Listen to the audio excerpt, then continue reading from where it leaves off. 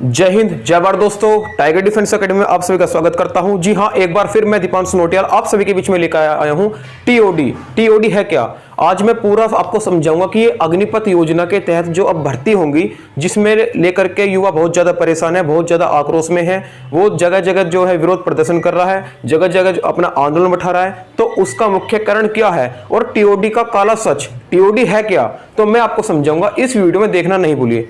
देखिए, अब से पहले जो भारतीय सेना का बच्चा तैयारी करता है, जो बच्चा कम से कम 4 साल मेहनत करता है, 4 साल अपना खून पसीना एक करता है, वो सुबह को 4 बजे उठ करके दौड़ मारता है, वो शाम की भरी दोपहर में दौड़ मारता है, वो अपनी हड्डी बिल्कुल घिसवा लेता है, बिल्कुल अपना मांस को बिल्कुल छलनी कर देता है, अपना अंदर से पसीना निकाल लेता है, वो मेहनत करता है केवल और केवल भारतीय सेना के लिए। उसका भी एक सपना है कि मैं भी भारतीय सेना में जाऊं और अपना मुकाम हासिल करूं, मेरे जिस्म पर भी एक भारतीय सेना की वर्दी हो।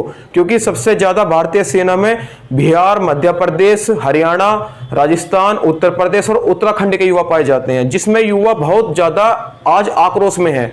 क्योंकि अभी 2 दिन पहले एक प्रेस कॉन्फ्रेंस में हमारे डिफेंस मिनिस्टर राजनाथ सिंह और तीनों सेनाओं के जो प्रमुख हैं, एयरफोर्स, नेवी और आर्मी, यानी कि जल सेना, थल सेना, वायुसेना के जो प्रमुख हैं, उन तीनों को बैठ करके कॉन्फ्रेंस हुई, जिसमें यह निर्णय लिया गया कि जो आर्मी की ड्यूटी है अब उसको 4 साल कर दिया जाएगा, यानी कि संविदा पर 4 साल। जो ड्यूटी पहले पद के हिसाब से कोई 20 साल की थी, पद के हिसाब से कोई 22 साल की थी, कोई 25 साल की थी और 28 साल तक की भी नौकरी थी भारतीय सेना के अंदर।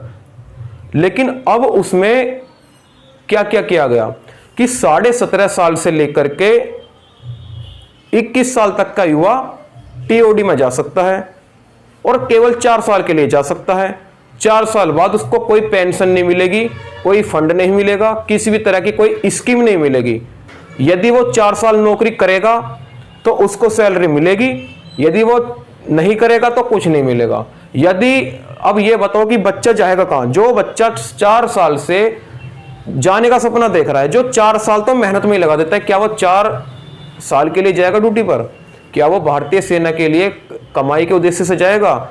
यदि वो भारतीय सेना में जाएगा तो वो केवल देश की सेवा करने के लिए जाएगा। तो ऐसा फैसला क्यों? हम भी इसके विरोध में रहे। दूसरी बात, यदि टीओडी आप लोगों ने लागू की, अच्छी बात है, मैं मानता हूं कि आप लोगों ने टीओडी लागू की, लेकिन उसमें कुछ इस प्रकार की स्कीम होती कि 4 साल बाद युवाओं को या तो किसी अच्छी से अच्छी इंडस्ट्री में, या किसी कॉर्पोरेट विभाग में, या फिर किसी पैरामिलिट्री में, या फिर किसी डीएससी लाइन में उनको डालना चाहिए था, जिसकी वजह से उनको परेशानी का सामना ना करना पड़े।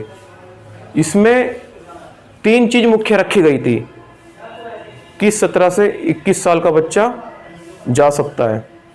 दूसरा, प्रोसेस, मेहनत, रनिंग, फिजिकल, मेडिकल, पेपर सब वही होगा।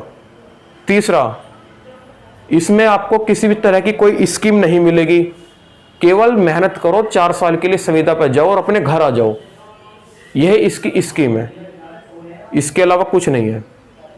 यदि इनको स्कीम देनी होती तो उसी समय प्रेस कॉन्फ्रेंस में जारी करते कि हमको ये स्कीम देनी है, लेकिन सरकार ने, डिफेंस मिनिस्टर ने और तीनों सेनाओं के प्रमुख ने इसके ऊपर कोई बात नहीं की। केवल ये ऐलान किया कि हम इसको 4 साल की संविदा पर रखते हैं, युवा 4 साल के लिए नौकरी कर सकता है, उसके बाद अपने घर आ जाओ, चाहे वो कुछ भी करे, मजदूरी करे, कहीं भी प्राइवेट सेक्टर में ड्यूटी करे।